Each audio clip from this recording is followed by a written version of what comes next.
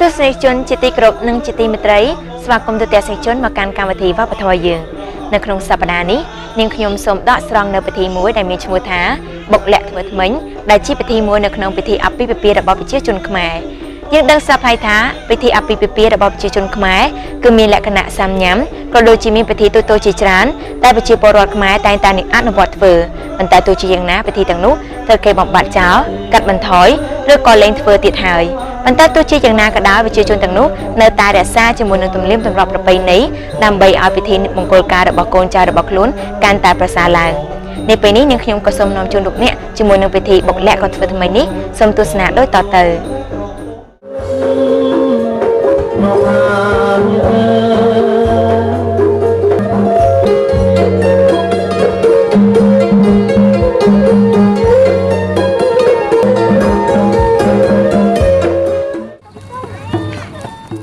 ពិធីអាពាហ៍ពិពាហ៍គឺជាពិធីមង្គលមួយយ៉ាងសំខាន់បំផុត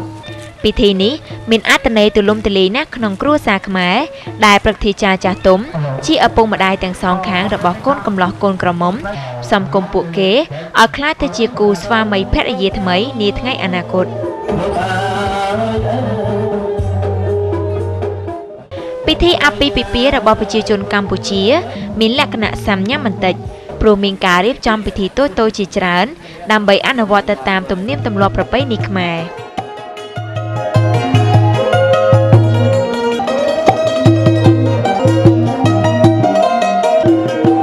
តែដោយសារសប្តាហ៍ថ្ងៃនេះដោយប្រជាជនខ្លួនឯងចង់ចំណាយពេលវេលាខ្លីនិងធនធានសមរម្យពិធីខ្លះត្រូវបានកាត់បន្ថយឬក៏ស្ទើរតែគ្មានតែម្ដងតួយ៉ាងក្របខ័ណ្ឌអាពាហ៍ពិពាហ៍កាលពីសម័យដើមគឺមានរយៈពេល7យប់7ថ្ងៃ3យប់3ថ្ងៃ2យប់3ថ្ងៃ1យប់1ថ្ងៃឬក៏មួយព្រឹកដោយពេលបច្ចុប្បន្ននេះ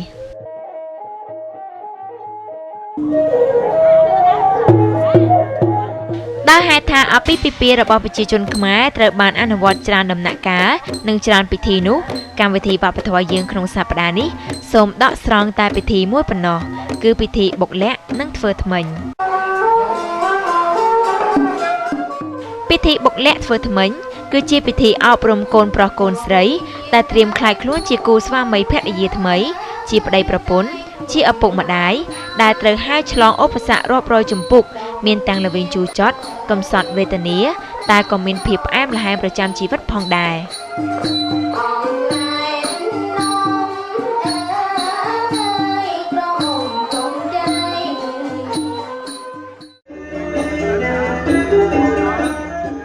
លោកច័ន្ទសុធីប្រធានក្រុមសិល្បៈយីកេ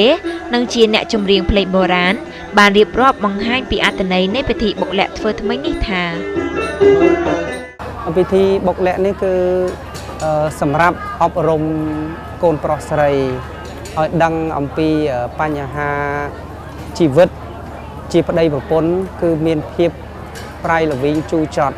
តែក៏មានភាពផ្អែមល្ហែមអញ្ចឹងបានជាគេធ្វើថ្មីពីព្រោះ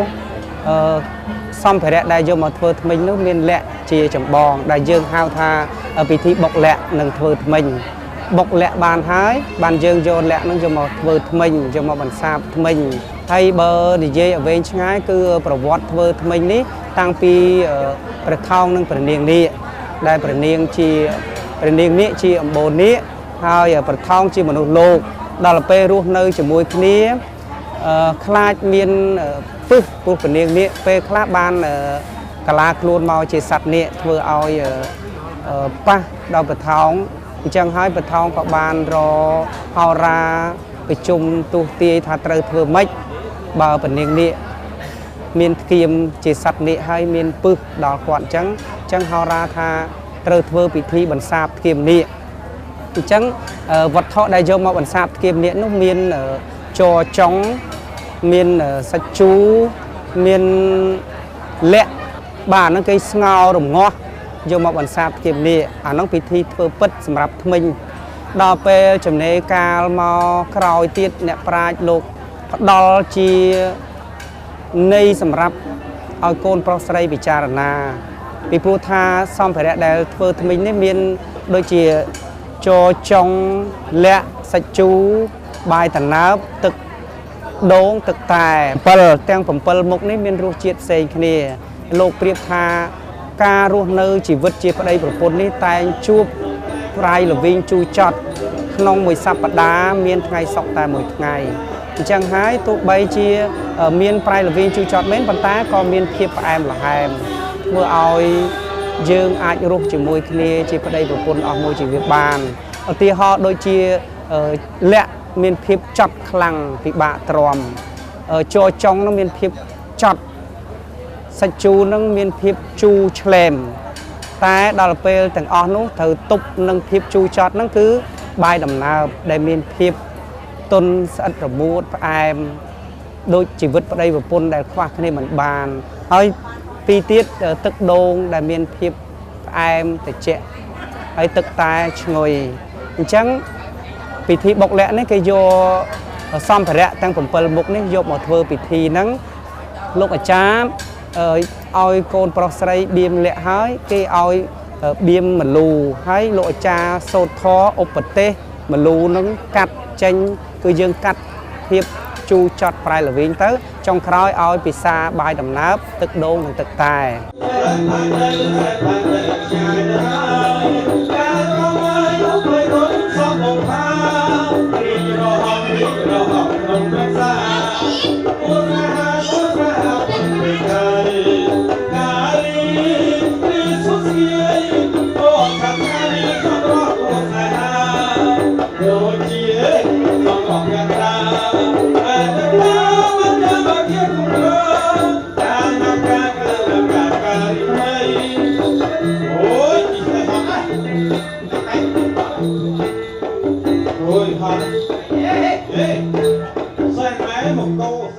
ការរកលាក់បានយកមកធ្វើកិច្ចធ្វើថ្មិញនេះមានប្រវត្តិដំណើររឿងគឺអ្នកភ្លេងត្រូវទៅសម្ដែងពេលដែលមេបាពឹងថាឲ្យក្រុមគ្រួសារអ្នកសុកនាងចម្រើននឹងឲ្យទៅជួយរលាក់ជុំកឡង់ដើម្បីយកមកធ្វើថ្មិញបំពេញលាក់កូនស្រីពេលរៀបការអញ្ចឹងអ្នកភ្លេងអ្នកសិល្បៈត្រូវសម្ដែងធ្វើដំណើរចេញពីភូមិ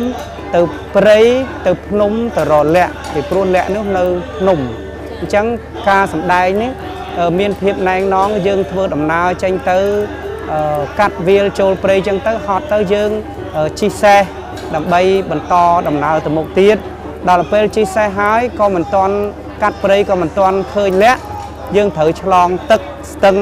អញ្ចឹងយើងរកទូកជិះដោយពឹងជនជាតិអ៊ីស្លាមដែលគាត់នៅនឹងទឹកនឹងបងសណាញ់ប្រកបរបរហ្នឹងជិះទូកនឹងទៀតឆ្លង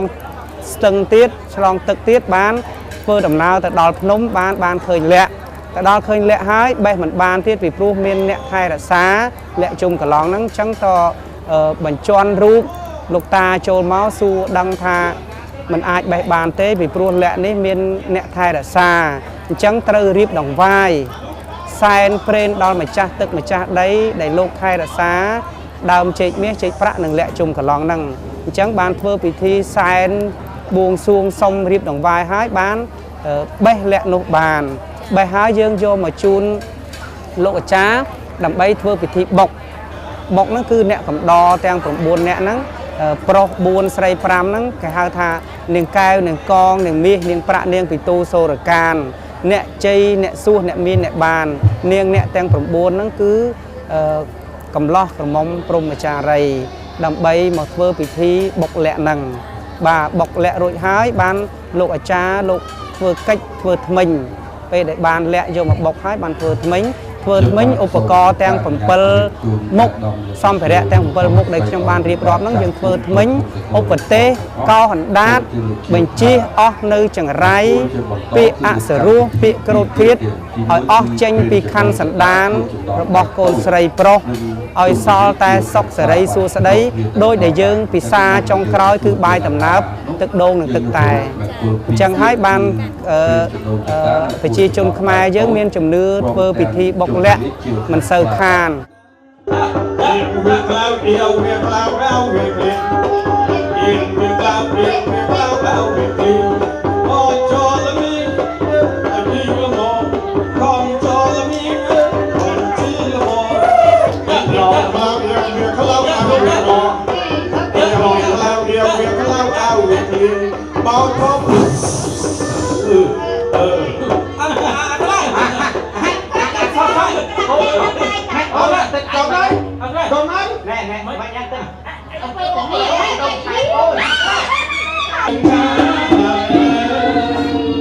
Dòng đi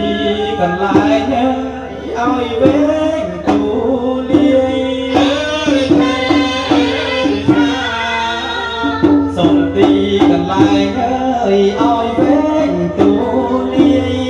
ai nhiệt ơi chết trai lại ai kế mơ phòng ai nhiệt ơi chết trai lại ai kế mơ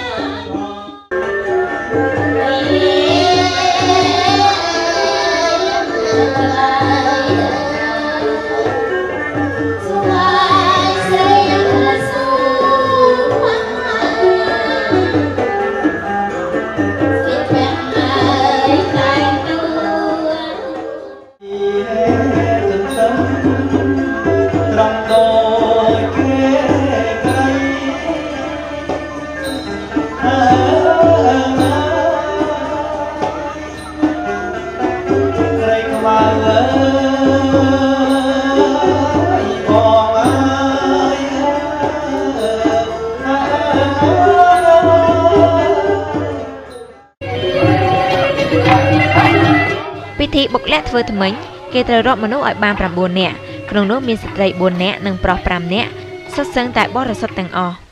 អានិយាយបានថាពួកគេមិនធ្លាប់បានរៀបការពីមុនមកទេបន្ទាប់មករកដើមចេកក្រមុំមួយដើមលាក់ជុំក្រឡង់មួយដុំសាច់ជូរស្ករក្រាបអំពិលជ័រចុងបាយដំណាប់លាល្ង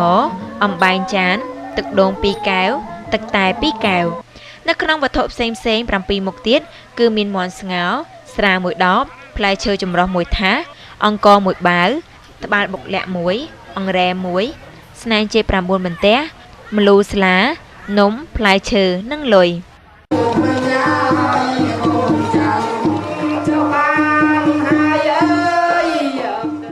ចំពោះការប្រគំភ្លេងវិញត្រូវមានលេងបទខ្សោយចង្វាបទចៅភីមបទអុំទូកបទអង្ទរបទជួងឬសីសួរបទនាងនាគបទជជែកស្រូវជាដើមសម្រាប់ប្រជាជនដែលមានជីវភាពខ្សត់ខ្សោយឬក៏មធ្យមពេលខ្លះពួកគាត់បានកាត់បន្ថយនៅពិធីបុកលាក់ធ្វើថ្មីនេះប៉ុន្តែសម្រាប់អ្នកមានធនធានឬក៏គិតថាមានសារៈសំខាន់នោះពួកគេមិនដែលរំលងពិធីនេះឡើយ